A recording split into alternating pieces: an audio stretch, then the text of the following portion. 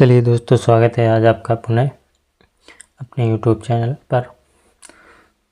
दोस्तों, आज की वीडियो में हम आपको मानव नेत्र तथा रंग बिरंगा संसार, human I and colourful world, chapter 10th है, फिजिक्स का, क्लास 10th यूपी बोर्ड में से, जो कि इम्पॉर्टेंट चैप्टर हैं। तो जो भी इसके इम्पॉर्टेंट क्वेश्चन आंसर हैं को हम आज आपको कराएंगे। तो इससे पहले अगर आप हमारे चैनल पर नए हों तो चैनल को सब्सक्राइब कर लें और बेल आइकन को ऑन कर लें ताकि आने वाली हर एक वीडियो सबसे पहले आप तक पहुंच सके। तो चलिए हम शुरू करते हैं आज का अपना वीडियो। पहले हमें मानव नेत्र का चैप्टर ही है, तो पहले हमें मानव नेत्र के बारे में समझना चाहिए। तो आप सबसे पहले तो आप मानव नेत्र का एक चित्र बनाना सीखें।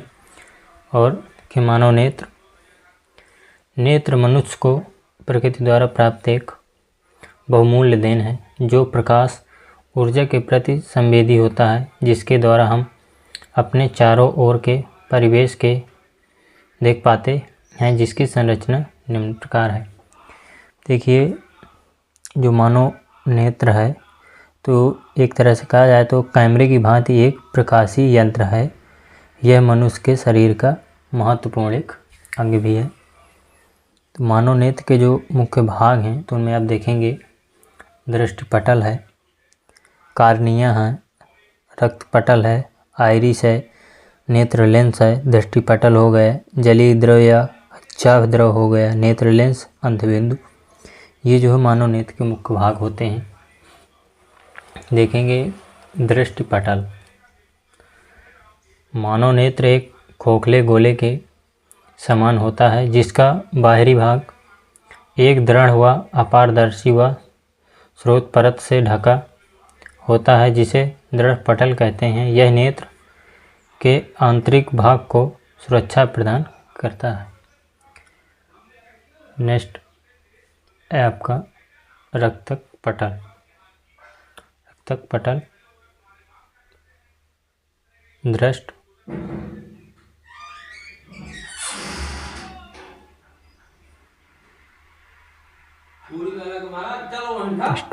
पटल के भीतरी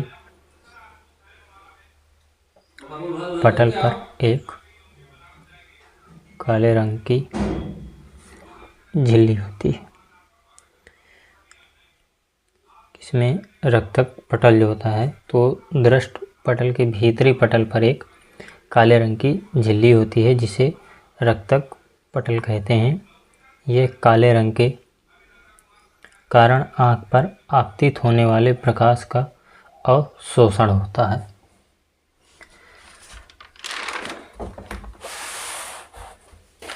देखेंगे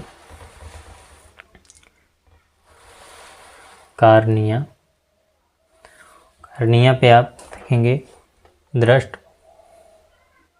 पटल के सामने का भाग उभरा हुआ होता है, जिसे कार्निया कहते हैं। नेत्र में प्रवेश होने वाला प्रकाश कार्निया से हो जाता है। प्रकाश किरणों का अधिकांश अपवर्तन कार्निया में हो जाता है।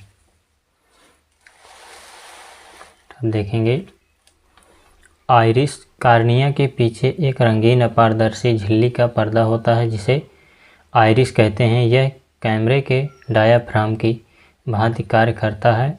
आँख का रंग आइरिस के रंग पर निर्भर करता है। देखेंगे पुतली। आइरिस के ठीक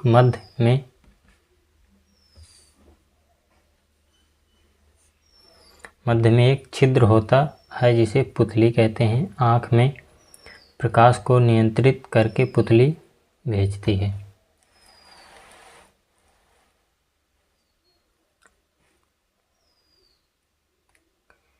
से नेत्र लेंस। आइरिस के ठीक पीछे प्रोटीन का बना पारदर्शक तथा मुलायम पदार्थ का एक उत्तल लेंस होता है, जिसे नेत्र लेंस कहते हैं।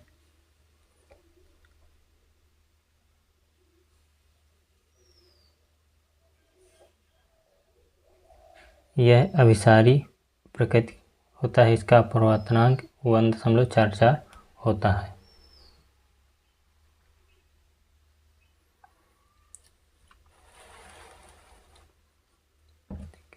पक्ष भी मांसपेशियां, नेत्र लेंस के पीछे कुछ मांसपेशियां होती हैं जिनकी सहायता से नेत्र लेंस टिका होता है। इनके द्वारा लेंस की फोकस दूरी को कम या अधिक किया जा सकता है।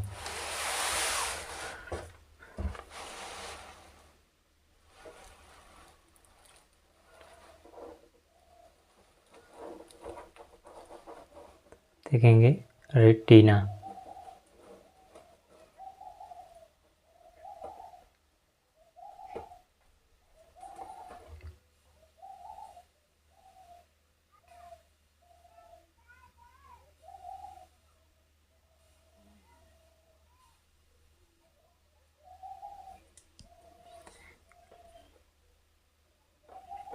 रेटिना रक्त पटल के नीचे तथा नेत्र के सबसे आंतरिक भाग में दृष्टि नाड़ियाँ से बना एक पर्दा होता है जिसे रेटिना या दृष्टिपटल कहते हैं। इस पर्दे पर शंक्वाकार एवं दंडाकार दो प्रकार की प्रकाश संवेदी कोशिकाएं होती हैं जो प्रकाश के रंग तथा तीव्रता के लिए रही होती हैं।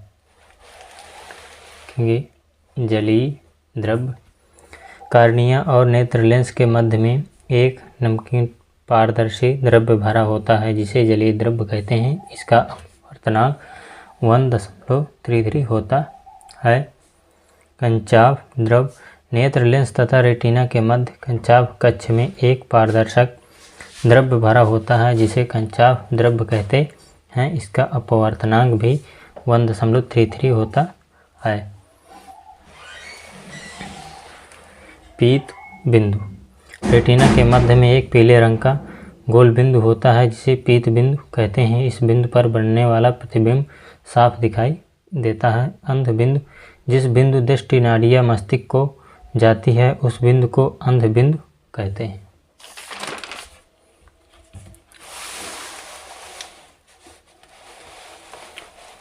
मानव नेत्र द्वारा प्रतिबिंब का बनना। मानव नेत्र द्वारा प्रतिबिंब का बनना।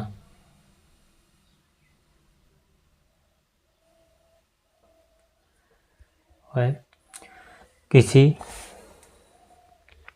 वस्तु से चलने वाली प्रकाश किरणें सबसे पहले नेत्र के कार्निया पर आपतित होती हैं, जहां पर अपवर्तित होते हुए जलीय द्रव्य नेत्र लेंस तथा कंचाभ द्रव्य से होते हुए रेटिना पर पहुंचती हैं, जहां पर वस्तु का वास्तविक उल्टा प्रतिबिंब बनता है जिसे मस्तिष्क अनुभव के आधार पर सीधा देखता है। मानव नेत्र की समंजन क्षमता। मांसपेशियों द्वारा नेत्र लेंस की फोकस दूरी को आवश्यकता अनुसार परिवर्तित करने की क्षमता को नेत्र लेंस की समंजन क्षमता कहते हैं। नेत्र का दूर बिंदु नेत्र से अधिकतम दूरी पर स्थित वह बिंदु जिसे बिना समंजन क्षमता के स्पष्ट देख सकता है उसे नेत्र का दूर बिंदु कहते हैं। इसका मान अनंत होता है। नेत्र का निकट बिंदु वह निकटतम बिंदु जिसे नेत्र अपनी अधिकतम समंजन क्षमता लगाकर नहीं देख पाता है उसे नेत्र का निकट बिंदु कहते हैं। इसकी दूरी 25 सेंटीमीटर होती है। अब देखेंगे दृष्टि दोष में निकट दृष्टि दोष। अब दृष्टि दोष जब आँखों की समंजन क्षमता क्षीण हो जाती है तब वस्तु स्पष्ट दिखाई नहीं देती है, जिससे प्रतिबिंब रेटिना पर न बनकर उसके आगे या पीछे बन जाता है। निकट दृष्टि दोष इस प्रकार के दृष्टि दोष में निकट की वस्तुएं स्पष्ट दिखाई देती हैं किंतु दूर की वस्तु स्पष्ट दिखाई नहीं देती हैं। इसे निकट दृष्टि दोष कहते हैं। कारण जो है इनके ये कारण है नेत्र लेंस की वक्रता बढ़ जाती है जिससे फोकस दूरी कम हो जाती है। नेत्र लेंस के गोलक का व्यास बढ़ जाता है। जो निवारण है इस दृष्टि दोष को दूर करने के लिए उचित फोकस दूरी वाले अवतल लेंस के लगे चश्मे का प्रयोग करते हैं। जो दूरदृष्टि दोष है, जब व्यक्ति को दूर की वस्तु तो स्पष्ट दिखाई देती है परंतु निकट की वस्तु दिखाई नहीं देती, उसे दूरदृष्टि दोष कहते हैं। इस दोष युक्त नेत्र का निकट बिंदु 25 सेंटीमीटर से अधिक दूर हो जाता है। कारण है, नेत्र लेंस की वक्रता कम हो जाती है जिससे फोकस दूरी बढ़ जाती है। नेत्र की मांसपेशियां क्षीण हो जाती हैं जिससे नेत्र का गोलक का व्यास बढ़ जाता है।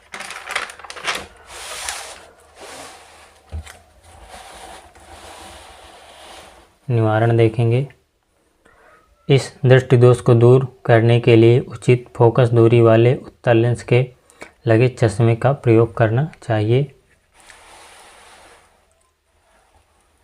आयु में वृद्धि के साथ साथ नेत्र की मांसपेशियां दुर्बल हो जाती हैं जिससे नेत्र की समंजन क्षमता कम हो जाती है, जिस कारण से व्यक्ति को निकट का अथवा दूर का यह दोनों नहीं दिखाई देता। इस प्रकार दृष्टि दोष को जरा दृष्टि दोष कहते हैं। कारण जो है, पश्चमाभि मांसपेशियों की शक्ति एवं नेत्र लेंस के लचीलापन में कमी का आ जाना। निवारण है, इस दोष को दूर करने के लिए उचित फोकस दूरी वाले द्विफोक्सी लेंस का उपयोग किया जाता है। अबिंदुकता, जब व्यक्ति एक ही दूरी पर रखी क्षैतिज तथा ऊर्ध्वाधर वस्तुओं को नहीं देख पाता है तो इस प्रकार के दृष्टि दोष को अबिंदुकता कहते हैं। कारण ये दोष कार्निया की गोलाई में अनियमितता के कारण होता है। जो निवारण है,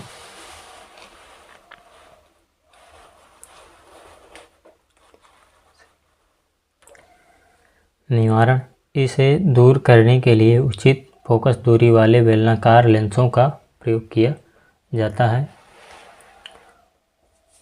वर्णांधता, यह जन्मजात रोग है, इसका कोई उपचार नहीं है। इस रोग में व्यक्ति ठीक प्रकार देख तो सकता है लेकिन उसे कुछ निश्चित रंगों में अंतर नहीं कर पाता। इस प्रकार के दृष्टि दोष को ता कहते हैं। यह आंख में शंक्वाकार कोशिकाओं की कमी के कारण होता है जो जीव की अनियमितता के कारण होती है। देखेंगे मोतियाबिंद। मोतियाबिंद जो है तो कभी कभी कुछ अधिक आयु के लोगों के नेत्र का निकटली नेत्र दुधिया तथा धुंधला हो जाता है जिसे मोतियाबिंद कहते हैं, जिसकी कमी से दृष्टि में कमी या दृष्टि क्षय होता है। इसकी चिकित्सा शल्य क्रिया के द्वारा की जाती है। अब देखेंगे यहाँ पे प्रिज्म। प्रिज्म जो है किसी सममांगी पारदर्शी माध्यम का वह भाग जो किसी कोण पर झुके हुए दो समतल पृष्ठों के बीच स्थित होता है प्रिज्म कहलाता है। प्रिज्म के प्रकाश का अपवर्तन जो है तो प्रिज्म के अपवर्तन पृष्ठ AB पर रेखा प्रकाश किरण PQ बिंदु E पर आपतित होती है। यह प्रकाश किरण वायु से कांच में प्रवेश करते हुए अभिलंब, यहाँ से आप करते हुए अभिलंब की ओर झुककर अपवर्तित होती है। यह अपवर्तित किरण प्रिज्म के दूसरे अपवर्तन पृष्ठ AC के बिंदु पर यह अपतित होकर हरिस्पर्य दिशा में निहित हो जाती है। देखेंगे प्रिज्म द्वारा श्वेत प्रकाश का वर्ण विक्षेपण। देखेंगे श्वेत प्रकाश, सूर्य के प्रकाश के संकीर्ण प्रकाश पुंज को श्वेत प्रकाश पुंज कहते हैं। वर्ण विक्षेपण जो है जब सूर्य के श्वेत प्रकाश पुंज किसी प्रिज्म में से गुजरा जाता है तब यह श्वेत प्रकाश प्रिज्म के आधार की ओर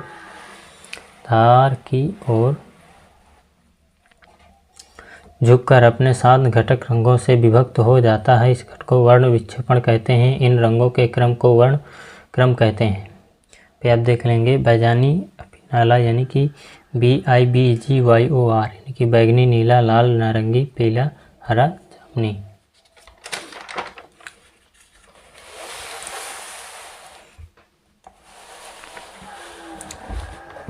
देखेंगे इन रंगों का क्रम जो है तो पहले लाल है, फिर नारंगी है, पीला, हरा, नीला, जामुनी और बैंगनी। लाल प्रकाश किरण में विचलन सबसे कम होता है तथा बैंगनी किरण में विचलन सबसे अधिक होता है। देखेंगे इंद्रधनुष का बनना पे ये इंद्र वर्षा के पश्चात वायुमंडल में जब छोटी छोटी बूंदें प्रिज्म की भांति कार्य करने लगती हैं, सूर्य के आपतित प्रकाश को ये बूंदें अपवर्तित तथा विक्षेपित करती हैं, जिससे प्रकाश का आंतरिक परिवर्तन हो जाता है। प्रकाश का आंतरिक परिवर्तन हो जाता है, जिसके कारण आकाश में रंगीन केंद्रीय वृत्तीय चाप सूर्य के विपरीत दिशा की ओर दिखाई देता है, जिसे इंद्रधनुष कहते हैं। वायुमंडलीय अपवर्तन वायुमंडल में सभी स्थानों पर भिन्न भिन्न अपवर्तनांक वाली वायु की परतें होती हैं, जिनका घनत्व और ताप परिवर्तित होती है, जिसके कारण अपवर्तनांक भी भिन्न भिन्न होता है, जिसे वायुमंडलीय अपवर्तन कहते हैं। तारों का टिमटिमाना वायुमंडल में सभी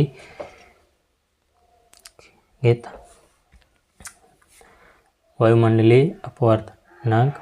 अब यहाँ से तारों का टिमटिमाना देखेंगे। प्रकाश के पृथ्वी के वायुमंडल में प्रवेश करने के बाद तारों का प्रकाश अनेक वायुमंडलीय पर्वतों से अपवर्तित होते हुए पृथ्वी तक पहुँचता है। इन विभिन्न अपवर्तनांक वाली वायु की परतों से आने वाला प्रकाश हमारी आंखों तक रुक रुक कर पहुँचती है, जिससे तारे हमें टिमटिमाते हुए प्रतीत होते हैं।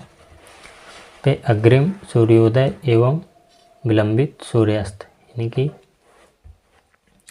वायुमंडल अपवर्तन के कारण वास्तविक सूर्योदय से लगभग 2 मिनट पहले एवं सूर्यास्त के 2 मिनट बाद तक सूर्य दिखाई देता है।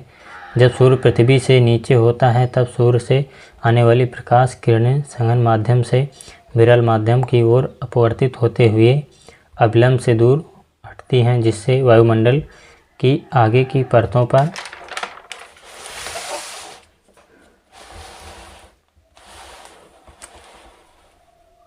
आपतन कोण निरंतर बढ़ता जाता है। जब यह प्रकाश किरणें किसी प्रेक्षक की आँखों में पहुँचती हैं तो ये किरणें प्रेक्षक को सूर्य की आभासी स्थिति में आती हुई प्रतीत होती हैं। इस प्रकार सूर्यास्त की कुछ मिनट बाद तक सूर्य की आभासी स्थिति प्रतीत होती रहती है तथा सूर्य दिखाई नहीं, अर्थात वो उसका प्रतिबिंब होता है। देखेंगे प्रकाश का प्रकीर्णन। जब प्रकाश किसी माध्यम से होकर गुजरता है जिसके कणों का आकार प्रकाश की तरंगदैर्घ्य की तुलना में बहुत छोटा होता है, तो वे कण प्रकाश ऊर्जा को अवशोषित कर उसको अन्य दिशाओं में प्रकीर्णित कर देते हैं। इस क्रिया को प्रकाश का प्रकीर्णन कहते हैं। यहाँ पे टिंडल प्रभाव और टिंडल प्रभाव। पृथ्वी के वायुमंडल में धुआं, जल की सूक्ष्म बूंदें, धूल के निलंबित कण तथा वायु के अणुओं का एक विषमांगी मिश्रण होता है। जब प्रकाश किरण पुंज एक माध्यम से गुजरता है तब इन सूक्ष्म कणों से टकराकर विभिन्न दिशाओं में फैल जाता है। इन कणों द्वारा प्रकाश के प्रकीर्णन की घटना को टिंडल प्रभाव कहते हैं। स्वच्छ आकाश का रंग नीला क्यों होता है? वायुमंडल में विभिन्न अति सूक्ष्म कणों की उपस्थिति के कारण जब सूर्य का प्रकाश वायुमंडल से गुजरता है तब वह प्रकीर्णित हो जाता है। नीला तथा बैंगनी रंग का प्रकीर्णन रंग लाल की तुलना में 16 गुना अधिक होता है, जिससे नीला व बैंगनी रंग चारों ओर फैल जाता है। जब वह हमारी आंखों तक पहुंचता है तब आकाश हमें नीला दिखाई देता है। देखेंगे खतरे के संकेत लाल रंग के होते हैं क्यों? देखेंगे खतरे के संकेत लाल रंग के होते हैं क्यों? दृश्य प्रकाश में लाल रंग की तरंगदैर्घ्य सबसे अधिक होती है, जिसके कारण लाल रंग के प्रकाश का प्रकीर्णन सबसे कम होता है, जिसे अधिक दूरी से भी देखा जा सकता है। इसलिए खतरे के संकेत लाल रंग के बनाए जाते हैं। तो चैप्टर में इतना ही। तो अगर वीडियो पसंद आया हो तो चैनल को सब्सक्राइब कर लें और बेल आइकन को ऑन कर लें।